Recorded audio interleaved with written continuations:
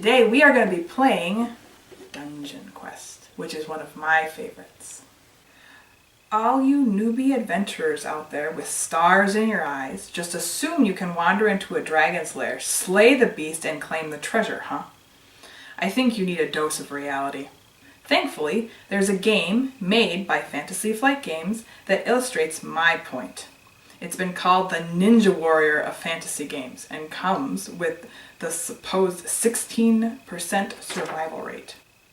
I'm talking about Dungeonquest, a tile-based dungeon crawling game. The players take on the role of adventurers entering a dungeon. The point of the game is to rush to the middle, grab some treasure out of the dragon's hoard, and get out without dying. Good luck with that, by the way.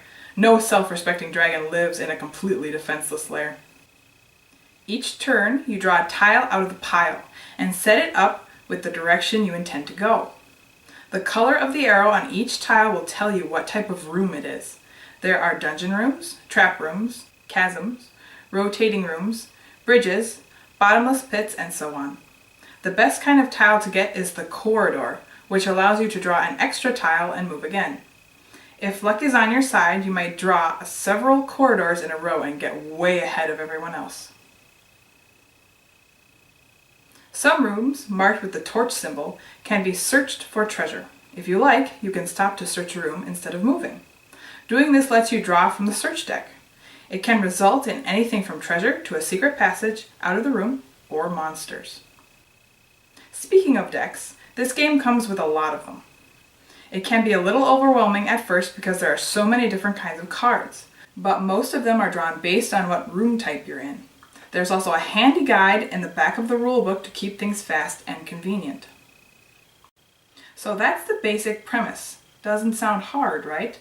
Well, like any dragon's lair that's been outfitted appropriately, this place is out to get you.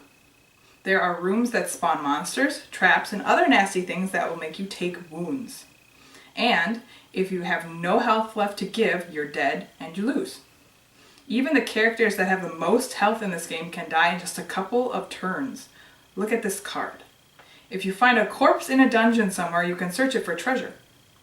On the corpse is a scorpion. Roll one die to determine how many wounds the scorpion inflicts.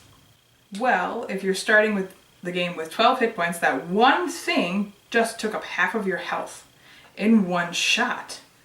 And that was one search in one room on the way to the dragon's lair in the middle.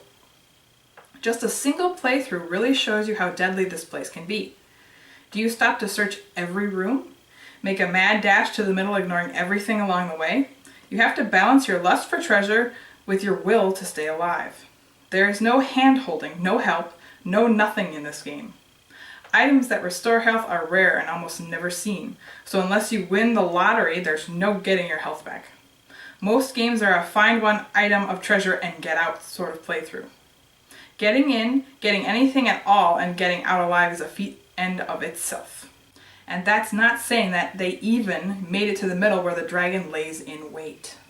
Now, let's say that Lady Luck's been on your side thus far, and you made it all the way to the middle. When you reach the dragon's lair, you draw a dragon card. This decides if the sleeping dragon wakes up while you're filling your bags with loot or not. Again, it becomes greed versus the chance of dying. If the dragon does wake, it deals 2 dice worth of damage and you drop all your loot while you flee for your life, assuming you survive, of course. Most of the time, you won't. While all this is going on, the sun marker on the side of the board is moving ever closer to nightfall. Each round it moves 1 space. So yeah, not only do you have to get to the middle, survive the deadly dungeon, and pray the dragon doesn't wake up to toast your ass, you gotta do it fast. So forget all that fucking around and being careful with what you were doing. If the sun sets while you're still in the dungeon, you automatically lose.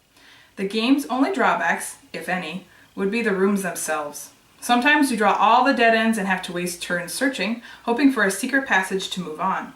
But most of the time there you run into traps, monsters, and pitfalls that take you down into the catacombs.